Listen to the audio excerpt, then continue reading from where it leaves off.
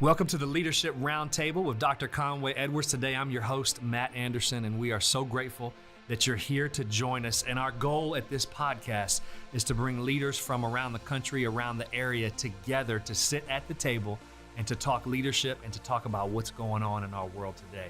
So today we're super thrilled to have back again to our podcast, Pastor Bryan Loritts from Abundant Life Christian Fellowship, all the way from California. Yes, sir. What's going on, Bryan? Man, good to be here. Although it's the middle of summer and the heat here is ungodly.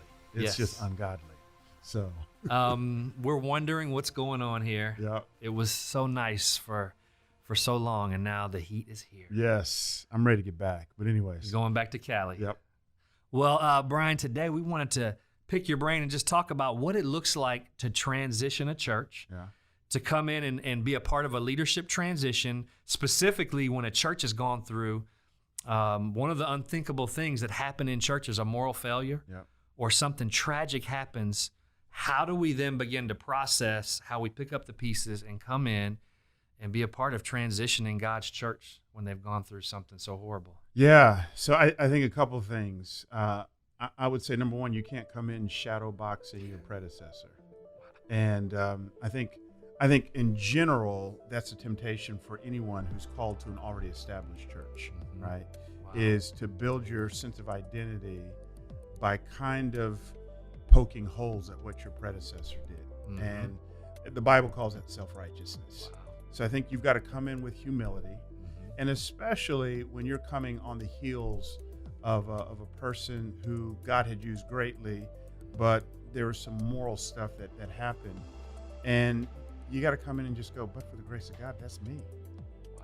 Yes. And that's the posture you just have to have. So personally, all of us as pastors, I think we've all done stuff that if it got exposed, we're probably going to be dismissed or at least sat down, because none of us are perfect. Right. John Piper talks about preaching is hypocrisy, because we all preach this perfect standard, but we're imperfect people. Right. And so once I come in and just go, imagine if someone had a camera and he were following me around my every move. I don't need that. You know what I'm saying? Right. So be humble. Absolutely be humble. So I think that's the first thing. I think secondly is you're dealing with a group of people who have just been incredibly hurt and wounded. And for me, I couldn't say yes to that opportunity unless I came in going, I'm going to come in minimum 5 to 10 years. Because what these people need is some long-term stability and health. Okay. And so now I come in, I go, okay, unless the Lord just does something crazy, I'm here long-term. And what they need is a hug. They really need a shepherd. And I would just say the first kind of behavioral thing you need to do is to be highly relational. They don't necessarily need your dynamic preaching, although that helps, or vision casting. They had that in the guy before. Right. What they need is just an arm around the shoulder. I love you. I care about you. Right. I'm here for you. I want to just listen. And then, like in any other context, I think the greatest gift I can give to pastoring in general, but especially those who have been wounded deeply, is just a faithful, committed walk with Christ. And if I can just do those things, I think I set the environment up for just success. And I'm 4 years in, coming up on 4 years in. The rule of thumb is when you walk into an existing situation, they say for the first 5 years minimum, you're the preacher, not the pastor. Wow. Right? So the pastor may be your title, but you've got to earn that. And that's true here. I feel like some people are just starting to let their guards down. Okay. It's like dating a woman who's just had a string of bad guys. You know what I'm saying? Who she gave her heart to, Right. but they cheated on her or whatever. Well, the new guy coming in, she's not going to all of a sudden just give you. You're going to have to put your time in. And so it is with the people of God. So I've just be humble, be highly relational, lock in, and just have the mindset I'm here for a long, long time, and shepherd those people. I think that's phase one. Yeah. So when you talk about you talk about not shadow boxing the predecessor. Yep. Does that, when you step into that situation, do you have others that are already there that are trying to do that? Oh, absolutely. So how do you battle others that may be ready to fight and throw their dukes up? How do you come into the middle of that situation and try to tame that down, calm that down? What does that look like? Yeah, in our situation, what had happened, God had used this pastor in an amazing way. And by the way, we're building a friendship, and I love him dearly. We just honored him for the way God used him. So I would say that's the other thing that you need to do is just make sure, instead of shadow boxing, as much as you can, just honor, right? Because you don't want to be used as an agent of division. So as much as you can honor the past, especially with the older saints, that'll actually take you places with them and earn you a lot of street cred with them.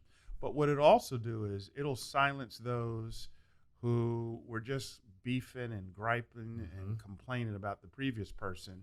For you to honor that person, it's your way of saying, yeah, that's not going to work here. And I'm not going to build an identity off of what this person did or didn't do. Because in a lot of ways, what happens is in existing churches, when there's a pastoral shift, a lot of these churches will swing the pendulum to the other direction. So if your predecessor, let's say, was just a great preacher but not really a strong leader, they'll then swing and go, we just need a strong leader, and we'll just go in the opposite direction. Or if they were a strong administrator, right, but preaching wasn't really their strong suit, well, we just need a strong preacher. Well, then what happens is, because you're the opposite of what was, it's just too easy to go, this person did, and this person did, and this person didn't. When in reality, when you transition on, the next person is going to be able to do the same thing to you, right? Wow. So what goes around comes around. And if you can just honor, that's huge. And so I came in just needing to be like, I need to know the history of this church, and I want to come in and I want to praise it. But at the same time, here's what I said. I said to the elders in the hiring process, if you're looking for me to restore the glory days of what was, this ain't the History Channel. Right. I'm not going to do that. I'm going to be uniquely who God's called me to be, with all of the assets and liabilities that come with that. And here's the vision, and this is how we're forging ahead, and let's get everybody on the same page. So what happened was our church had built up to 7,000 people, and then unfortunately the deal happens with the pastor. He leaves, a new leader comes on a couple years later who promptly splits the church. And then when I come on a couple years after that, so 7 years after the moral failure, we're now down to about 300. Wow. And it's a mess, man. It's an absolute mess. And then the shrapnel that happens with that. So the real woundedness wasn't necessarily the moral failure. It was the church split that happened after that. And then it's almost like dealing with the kids of a divorced situation, right? So some of their siblings went off to be with the new church and the new pastor. The other siblings stay here. Then when a funeral happens with someone at the other church who used to go to this church, they want to use our facilities to have the funeral. It's like going to a funeral that never ends. Wow. Yeah, it's messy, man. And I think what you said, honoring your predecessor. Yeah. We don't do a good enough job in the church at that. No, not at all. And it's hard because, like you said, we all, if we got followed around, we all are just a product of grace. Yep. And I just feel like a lot of times churches, when somebody falls, we kind of just kick them to the curb. Absolutely. But listen, C.S. Lewis says the fountainhead to all vice is pride, right? So again, why do I poke holes in my predecessor? Oh, there's pride there. And that's why I'm just a big believer in, this is going to sound a little counterintuitive on a leadership podcast, my identity cannot be in my position. It cannot be in the fact that I'm a pastor or a leader. Right. So I am not the size of my church. I am not the quality of my sermons. I'm none of those things. So I've got to have some gospel distance. Well, now that I have some gospel distance between who I am in Christ and what I do, I'm now free to honor this person because I'm not looking at him as competition. Right. Right? But so this is just core, who am I as a leader? Right? So I think that's what helps us to do those things. Wow. What would you say, How would you minister to the individual at the church who's broken because of this, who says, you know what, I've followed, I've invested, and now this person's fallen or done something that I never could have imagined? How do I follow anything they've taught me in the past? Because I hear people struggle with that before. I'm so broken, I'm so disappointed. So where do I go from here? Well, on the one hand, Matt, most of them left. Mm-hmm. So literally overnight, the church went from 7,000 to 3,500. Wow. Right. Part of that is because the church had an attractional model of ministry. Okay. So when I build a church around a charismatic personality and not really Jesus, that's almost amusement park church. Mm-hmm. Well, people come to an amusement park to experience the euphoria of the ride. Right. But when the ride breaks down, I don't know if I want to come back. Yeah. So that encourages me to say, as a leader, I better build this thing on something that can be sustained long after I'm gone. Mm-hmm. So that's the first thing. So the person you're talking about, 98% of them left. Mm-hmm. So, but here's what you feel as a leader. Yeah. You still got that 2% who are still there, the faithful remnant. Praise God for them. Then you come in as a leader who's called to shepherd them, but you're also called to give vision. Well, guess what? Some of my vision is different than what they signed up for with the previous leader. Mm-hmm. And they're longing for the glory days. Isn't that Israel? Man, let's go back to Egypt. Right. The food was great. We didn't have to worry about any of that stuff. Well, so it's almost like a double whammy. They're hurting from what just happened. Mm-hmm. Then you come in changing some things. And when it comes to change, Craig Groeschel says there's always three kinds of people. There's critics, advocates, and bystanders. Mm-hmm. That language was really helpful for me. Once it came time for me to lay out vision to this group of people who had been hurting, right. I'm saying, well, we got to go forward. That's Joshua chapter 1. I love it. God says, Moses, my servant, is dead. He's dead. Right. We still got to go forward. Mm-hmm. There's new things we need to lay claim to of. That beloved pastor, God's still using him, but he's not here anymore. Right. How do you make that transition from old vision to new vision? Moses is gone. We got to press on. What are the probabilities or the challenges of getting people to adopt the new vision? What does that look like? So, listen. Is it even possible? Yes. But Matt, some people disagree with me. I think any leader walking into a new situation, you got to do a dance. You have a small window of time. On the one hand, they're excited about you being there. Right. So they're expecting you to lead. But on the other hand, they don't want you to change too much. Okay. So you need to change something. But you probably shouldn't make any seismic, substantive changes until you've built up enough relational capital, right? So for me, I just tinkered a little bit with the worship service. In my situation, it's unique, especially coming on the heels of a moral failure, where the church got cut from 7,300. We're hemorrhaging money. I don't have time to just really wait on a whole lot. We got bills to pay. Right. So I had to come in and just rip the Band-Aid off. So we got rid of some staff, and we honored them. We honored the staff. We did a big, reception for them, gave them nice gifts. People understood, right? So in my case, in a moral failure where you're dealing with staff concerns, budget concerns, I had to move a lot quicker, and I think the people understood that. But in general, I'd say move slower. So you talked about that. You just said there's a narrow window. Yeah. How long do you think that window practically lasts for somebody in transition? If you're coming in and you're transitioning into a new role, if it's a traumatic situation has happened, when do you need to, or is there even a time frame for shifting from relationship building to building that capita to now casting vision? A lot of it depends on growth, right? So I think for a season, I've got to do all of it. I just have to do all of it, and then growth will really determine what you're talking about. Okay. Right. So as the church expands, then my leadership base expands, and I'm bringing on more people who can take the vision and press it down. Until that happens, right, I've got to be the one who's got to actually deposit those things and to really speak vision, cast vision, so on and so forth. But then I also got to come in going, where are the trouble spots? Who are the people who just have a loud voice here?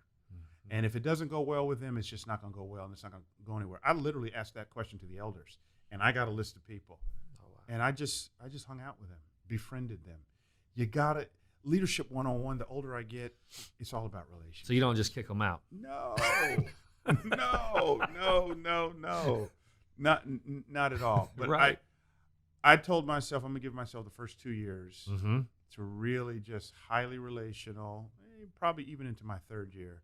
But at some point I got to be a bad guy to some people. And you got to be comfortable as a leader letting people go. And by letting people go, I'm not talking about people on staff, although there's truth to that. Yeah. I'm actually talking about people in the church. Okay. Because you're going to start making changes, and people are going to go, wait a minute, that's not the abundant life I knew. And what happens to people is they oftentimes take a picture of the church, a photograph, not realizing the church is a movie. So they take a photograph of when it was the best in their eyes, and they want it to stay that way. Well, stuff changes, man. And you'll get some people who are like, I got to go. This isn't all right. We get it. Sorry, but we understand that. Gotcha. And I know that sounds cold-blooded, but yeah. Now, for the leader listening in with us today, when you say take time, a year or 2 years to just relationship build with those problem people, what did that practically look like? Is that coffees, lunches, hanging out, in the absence of trying to guide or direct? What did that practically look like? Some steps for somebody listening of what you did to. It meant church has my cell phone. It meant it means if you go online right now to alcf.net, you go to the staff page and you click on my email link. That doesn't go through anybody. That comes directly to me. Gotcha. That's what that means. You have access to me. Now, as you went through that list of individuals, did some of them come around? Did some not come around? How did you process that? I'd say it's about 50-50.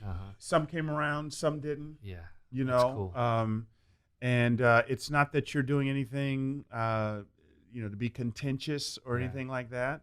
Again, they're just going, I took a picture of this church, and this church is changing. It's not what it was. And I'm sorry, Pastor, but I got to go. And you want to go, totally get it. May the Lord bless you. Let's be friends. Wow. Yeah. That's a cool strategy for working with the problem people. Just love them. And I wouldn't even call them problem people. I would just say they're just not rigid. I mean, they're not flexible. They're rigid. And they're not willing to bend towards the new direction because this thing's they're going. still hung up on that snapshot. Absolutely. Wow. Okay. Gotcha. Now, so you've got those, and then what role does it play bringing in, you talked about briefly, but just wanted to go in more on bringing in new people and growth to aid in the vision that you're casting moving forward. What does that look like, bringing in new people that are fired up, and then you have people who may still have that snapshot? How do they mesh together, and how important it is to get the new people on board? So just think from a staff perspective, Matt, and I've got a great team. But there's still some vestiges from 2 pastors ago. So just imagine being on staff, and you come to church one Sunday and you hear the announcement. Yeah. This is what's going on with our pastor. Wow. Okay. We were a staff of 100 that when I got there had been whittled down to about 25, right? And so you're a part of that 25 now. But not only did you go through with 2 pastors ago, the pastor after that split the church, right? So it's like one thing after another. And there's a sense in which I looked at some of my staff when I first got on board and go, you're burned out, and I get it. So I didn't want to necessarily come in being the bad guy and just laying off a whole bunch of people. what I did, because there was a sense in which they had been without pastoral leadership for a while, there was no sense of accountability, right? And so each person was just kind of doing their thing, and some of them, they weren't even really keeping office hours. No one really knew what they were doing. So the first thing I did was, tell me what you do. Mm-hmm. So I just think as a leader, I had to come in with a listening posture. Mm-hmm. What do you do? What does a typical week look like? And I made them put it in a keynote presentation, put it up on the screen. Yeah. And one guy in his presentation, he was only working 5 hours a week, but getting a full-time salary. Wow. And I'm going, I can't believe you put that in presentation. Appreciate your honesty, right? Yeah. So then I then asked, these are just questions. What's your job description? Yeah. Oh, I don't really have a job description. So you can't lead anything that you can't evaluate or inspect. These are just leadership 101 things. So I put everybody on a job description thing, and we start off with quarterly goals, and we just created immediately a feedback culture. Half of them said, "See you later." Just from that. Just from that. Wow. Just from that, because they were used to doing things their own way. And then I'd say the other half, about 6 months later, they ended up either sneaking out the back door. We had to help them find their next place in ministry. But it was a blessing. Not only did it save us money financially, but now it created room for me to bring in the new wave of leadership. Oh, wow. Okay.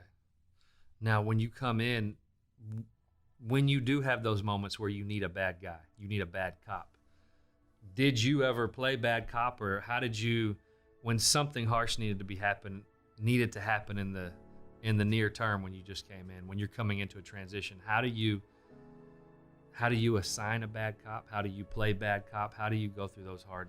Yeah, see, it's interesting. If by bad cop do you mean being mean? No, I don't think there's ever a place for that. Right. I think the problem in Christian ministry, we have too many people who are nice and not enough people who are kind. Okay. Niceness and kindness are two different things. Kindness is a fruit of the Spirit. Kindness says, Matt, I'm concerned about you and what's the best for you. Right. Okay. And I'm also concerned about the stewardship of this ministry and what's the best for this ministry, because my Bible tells me I have to give an account for their souls. So, but niceness tends to be self-protective. So if I'm niceness is actually symbolic of pride. I'll bite my tongue, and instead of telling you what's best for you and what's best for the organization, I'll go into self-protective mode because I just don't want to go there. Well, that's really a face of pride. Wow. But if I'm kind to you, I got to go, hey, bro, I love you. We've had great times, but this ain't working. So how can we set you up to where you have a pretty long runway off of here, and we can make sure you and your family land well, and we can get you to the next place. That's what we want. Like I'm so proud. One of the guys we did this to is still coming to our church.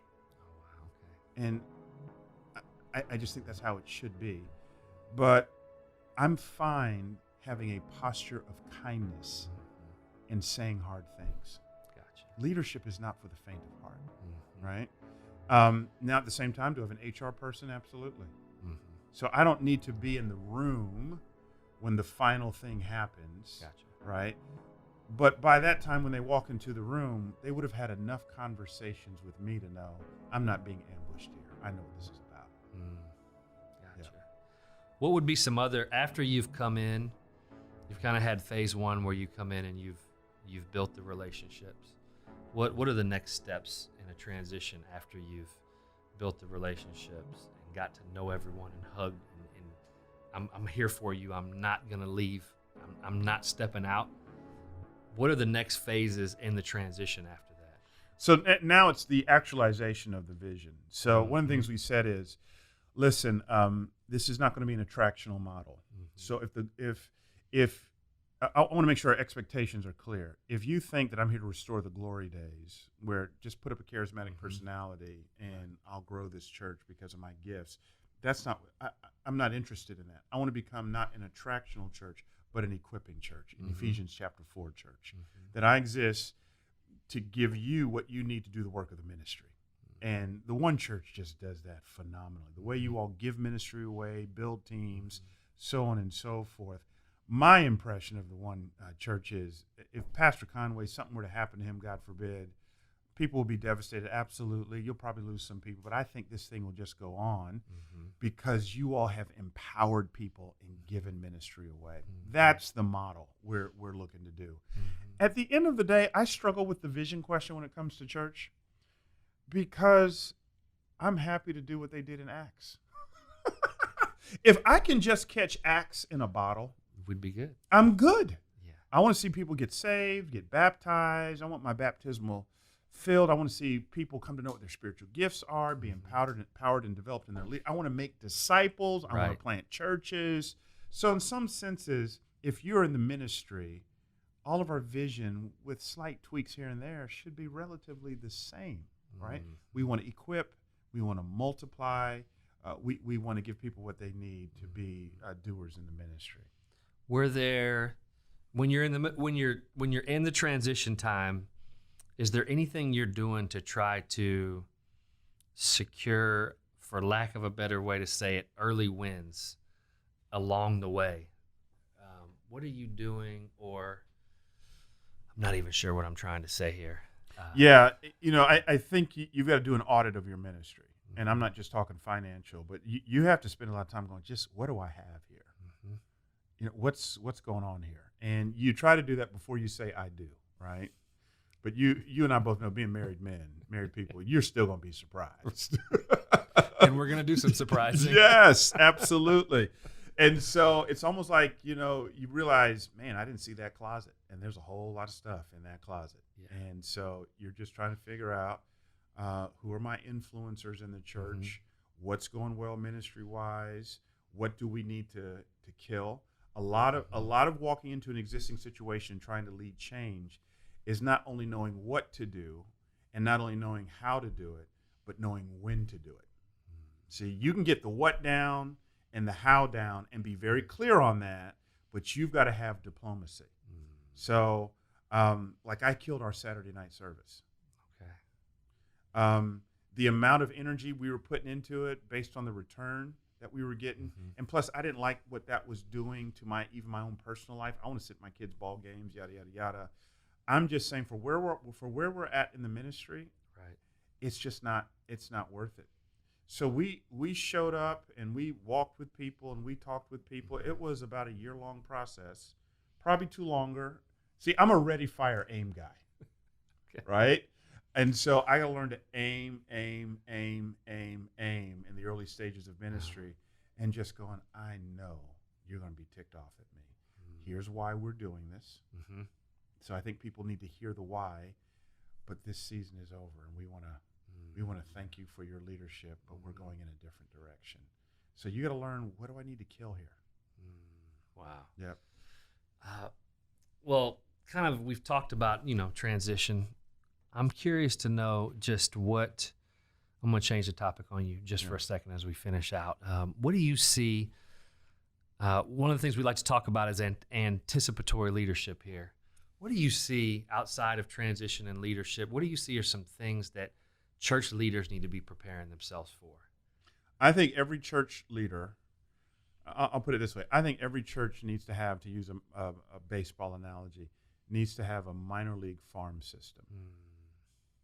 And what that is, if you know baseball, is that's where you're just developing your future stars. Right.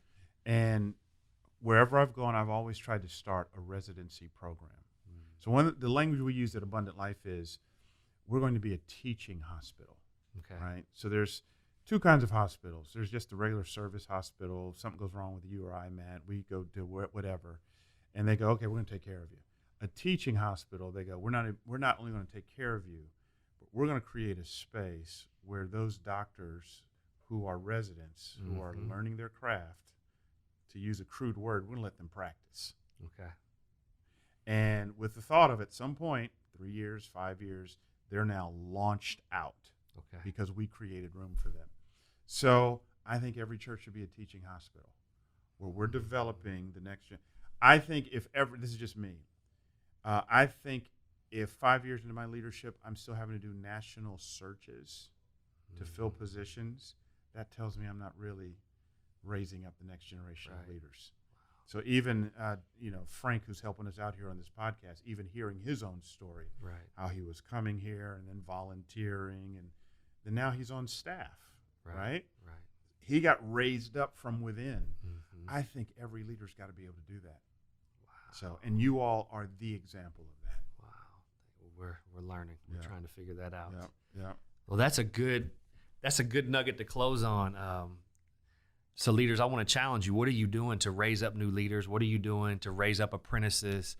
What are you doing so that you're not trying to woo the high-priced free agent like the New York Yankees? Because it's always more expensive to go that way. And you also have a culture problem too when you're bringing in the free agents. Well, the Yankees were at their best before they signed those high-priced free agents. Everything. Yeah. Don't tell me you're a Yankees fan. No. Okay. Praise God. No, it's illegal in Texas. Rangers, Cowboys, Mavericks. Oh, I hate the Cowboys.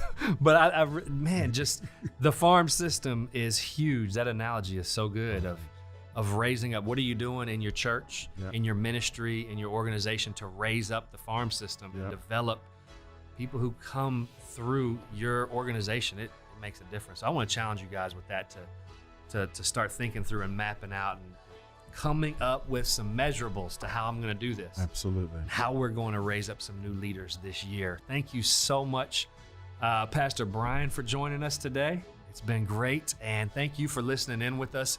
We'd love for you to go online and check out the show notes for this episode, and if this has been helpful to you, we'd love for you to leave a review or rate this podcast on whichever medium you're listening to. We are so grateful that you've joined us again today, and we just look forward to continuing the discussion of how we can help each other as we seek out to grow God's church. Thank you so much for joining us today. We look forward to seeing you again next month.